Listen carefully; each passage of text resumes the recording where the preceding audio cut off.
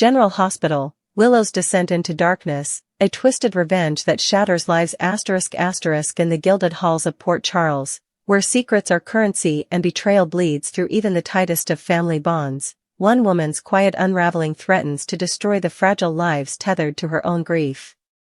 Once the emblem of poise and compassion, Willow Tate is now at the center of a disturbing web of manipulation, vengeance, and psychological warfare. And her target is none other than her former closest confidant, Sasha Corbin.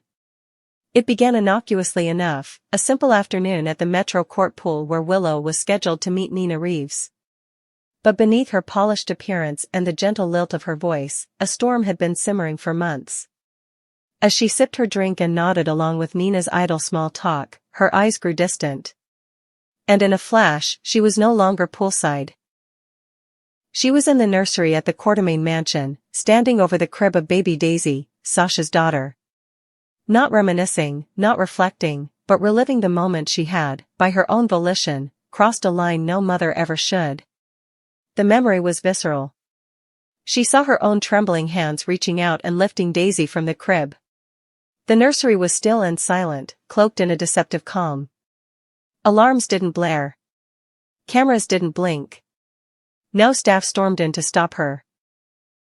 Somehow, Willow had slipped through the cracks of a supposedly impenetrable estate, and she had done it more than once, stealing moments with a child who wasn't hers. But this wasn't a mother's grief manifesting into a harmless act of longing. This was something else entirely, something darker, more calculated. What drives a woman to such lengths? The answer may lie not in love but in vengeance. Willow lost her child in a bitter custody battle, a battle that stripped her of not only legal rights but of emotional dignity. The courtroom humiliation, Michael being awarded full custody while she stood powerless, her pleas dismissed by a judge more persuaded by pedigree than pain, left a wound that never healed. Her rage, festering beneath her calm facade, found a target in Sasha. Was it Sasha's fault? Absolutely not. Sasha, too, had endured profound loss. The death of her husband Brando, the devastating stillbirth of her son Liam, and later, the unthinkable betrayal by her mother-in-law, Gladys Corbin. Sasha's pain was unrelenting, her trauma barely stitched together when she was dragged to Ferncliff under false pretenses and sedated into silence by a corrupt psychiatrist. She had clawed her way back to sanity, to safety, to motherhood, and now, that safety was being eroded by the person she once trusted the most.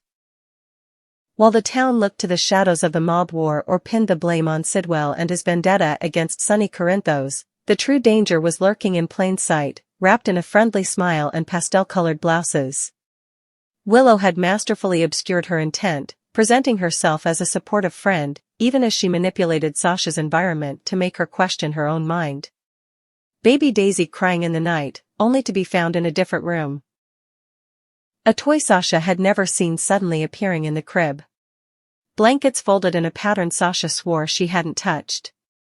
Small, subtle alterations that didn't leave bruises but left scars nonetheless, the kind only a mother's paranoia could feel.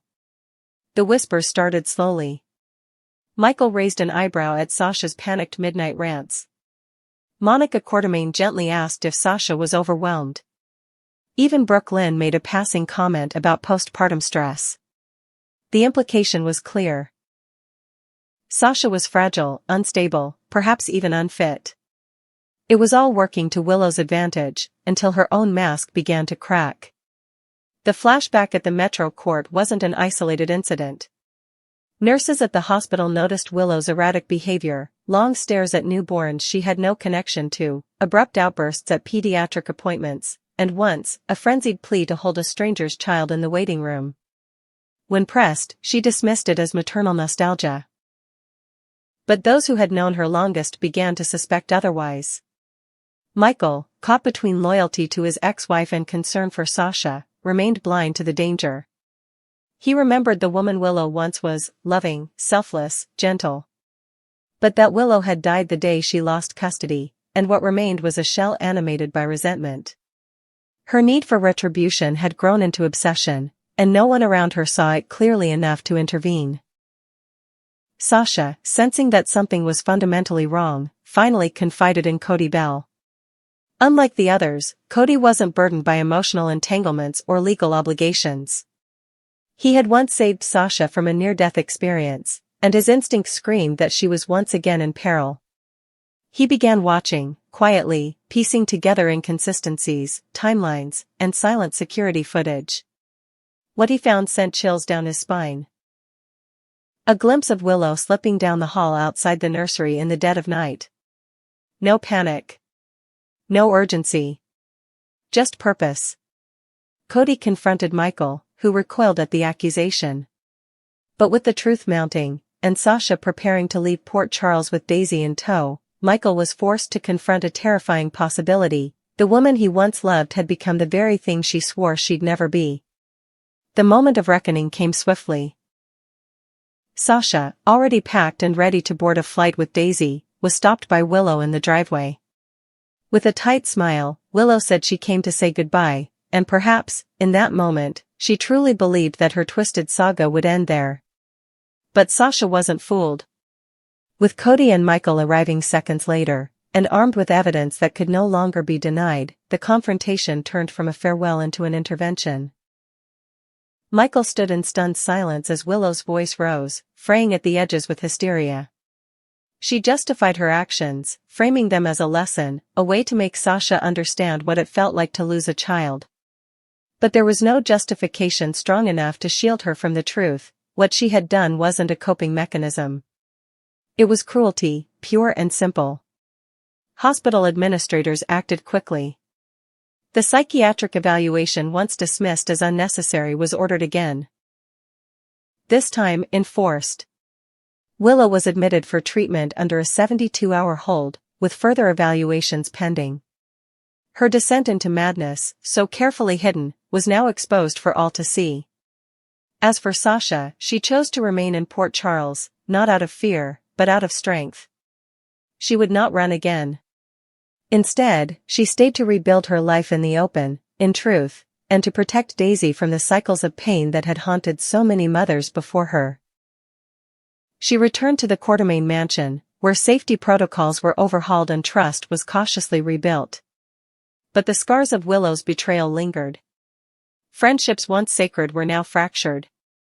Michael, devastated by the fallout, took a long, hard look at the choices that led him there, from his courtroom victory to the silent signs he ignored. And Nina, who once sought to bridge the divide between Willow and Sasha, stood at the sidelines, watching two women she loved become casualties of the same war, the war of grief, silence, and vengeance.